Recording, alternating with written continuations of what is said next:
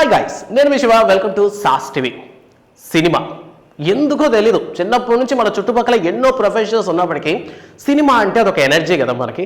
So ఈ క్రమంలోనే సినిమాకి సంబంధించి ఏ ఒక్క చిన్న అప్డేట్ కావాలన్నా వెంటనే సాస్ టీవీని సబ్స్క్రైబ్ చేసేసుకోండి ముందుగా. సో ఈ కంటెంట్లోకి వెళ్తే, రీసెంట్గానే గ్లోబల్ స్టార్ రామ్ చరణ్ తేజ్ దగ్గర నుంచి ఈ 2025కి సంక్రాంతి సందర్భంగా గేమ్ చేంజర్ సినిమా వచ్చింది.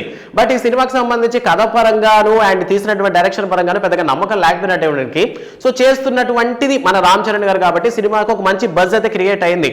బట్ సినిమా రిలీజ్ అయిన తర్వాత కథ పరంగా కొంతమందికి డిసప్పాయింట్ అనిపించింది, కొంతమందికి సొసైటీ పరంగా ఇది మంచి అవేర్నెస్ క్రియేట్ చేసినటువంటి సినిమా. సో దీని గురించి బ్యాడ్ గా మాట్లాడుతారని మరికొంతమంది మాట్లాడారు. బట్ ఓవరాల్ గా చూసుకున్నట్లయితే సినిమాకి పడిన పెద్ద దెబ్బ పైరసీ పోతాం.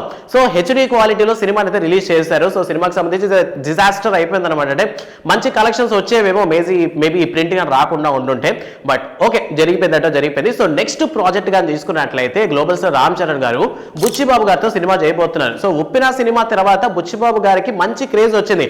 రీసెంట్ గా గేమ్ చేంజర్ కి సంబంధించినటువంటి ప్రతి ఈవెంట్ లో కూడాను రామ్ చరణ్ గారి పక్కన బుచ్చిబాబు గారిని కంపల్సరీ మనం చూస్తుంటాం. సో ఈ ప్రకారంగా చూసుకున్నట్లయితే డేట్స్ పరంగానో కాల్ షీట్స్ పరంగానో ఎక్కడ మిస్గైడ్ కాకూడదని సో ప్రతి డేట్ ఆయనకే రావాలనే ఉద్దేశంతో అంటి పెట్టుకొని తిరుగుతున్నారు రామ్ చరణ్ గారిని.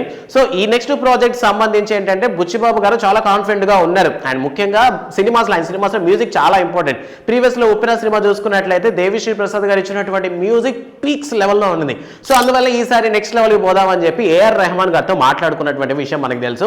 బట్ ఇక్కడ ఒక షాకింగ్ న్యూస్ ఏంటంటే రీసెంట్ గా బుచ్చిబాబు గారు రామ్ చరణ్ చేస్తున్నటువంటి సినిమాకి సంబంధించి మ్యూజిక్ డైరెక్టర్ లో సో ఏఆర్ రెహమాన్ గారు కొన్ని పర్సనల్ రీజన్స్ వల్ల తప్పుకోవడం జరిగిందని, సో ఇప్పుడు ఆ ప్లేస్ ని రీప్లేస్ చేయడానికి డిఎస్పీ గారినే మళ్ళీ తీసుకొస్తున్నారని టాక్.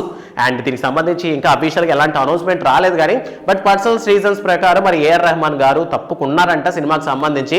సో దీనికి సంబంధించినటువంటి వార్తలు సోషల్ మీడియాలో విపరీతంగా హల్చల్ చేస్తున్నాయి.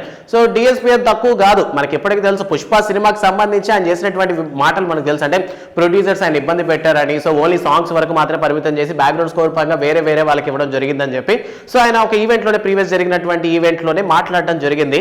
అండ్ దాని తర్వాత ఇక డిఎస్పీ ఇంత మాటలు చేశాడు కదా, అంటే ఇన్ని మాటలు మాట్లాడారు కదా, ఇంకా ఛాన్సెస్ హీరేమో అనుకున్నాం. అండ్ దాంతోపాటు కంగువ కూడా బోనస్ ఆయనకి ఒక డిజాస్టర్ ప్రకారం. సో అందువల్ల డిఎస్పీ గారికి ఇంకా అవకాశాలు రావనుకుంటే మళ్ళీ గ్లోబల్ స్టార్ దగ్గరికి మన డిఎస్పీ గారు చేరుకోవడం జరిగింది. సో ఓవరాల్ గా రామ్ చరణ్ గారి నెక్స్ట్ మూవీలో బుచ్చిబాబు గారు డైరెక్ట్ చేసినటువంటి సినిమాలో దేవిశ్రీ ప్రసాద్ గారు ఛాన్స్ కొట్టేసినట్టు తెలుస్తోంది. ఐ థింక్ ఈ సినిమాకైనా వేరే వాళ్ళని పిలవకుండా మొత్తం ఈయనే వర్క్ చేసినట్టు ఉండాలని మేము మనస్ఫూర్తిగా కోరుకుంటాం. ఎందుకంటే దేవిశ్రీ ప్రసాద్ గారి దగ్గర నుంచి వచ్చేటటువంటి మ్యూజిక్ ఇలాంటిది కాదు. ఒకప్పుడు ఆయన వైబ్స్ లో ఆయన మ్యూజిక్ వినిపించిందంటే చాలు అలాగే గంతేసే వాళ్ళం. సో అటువంటి దేవిశ్రీ ప్రసాద్ గారికి ఈ మధ్య న్యాయం జరగలేదని అనిపించింది. సో మొత్తం మీద నెక్స్ట్ రాబోతున్నటువంటి రామ్ చరణ్ గారి ప్రాజెక్ట్ కంపల్సరీ హిట్ అవుతున్న హోప్స్ అందరికీ ఉన్నాయి. బికాస్ ఒక బుచ్చిబాబు గారు ఒక లవ్ స్టోరీని బుచ్చిబాబు గారు ఎంత బాగా తీస్తారో మనకు తెలుసు. కాస్త ట్రాజడీ అవ్వచ్చు కానీ ప్రీవియస్ తీసిన సినిమా, బట్ ఎంటర్టైన్మెంట్ పరంగా, లవ్ పరంగా, ప్రేమను చూపించే పరంగా, ఫాదర్ అండ్ మా డాటర్ ఎమోషన్స్ పరంగా కూడాను చాలా నీట్ గా కన్వే చేశారనమాట. సో ఆ క్రమంలో నెక్స్ట్ ప్రాజెక్ట్ అందులో రామ్ చరణ్ గారు కాబట్టి కథని చాలా క్లీన్ గా నీట్ గా ప్రెజెంట్ చేస్తారని మనస్ఫూర్తిగా కోరుకుంటున్నాం.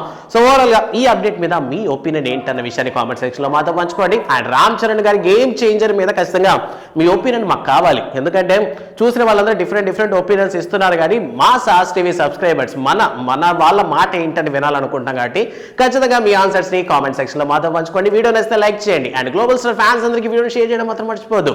And don't forget to subscribe sauce TV. Thanks for watching.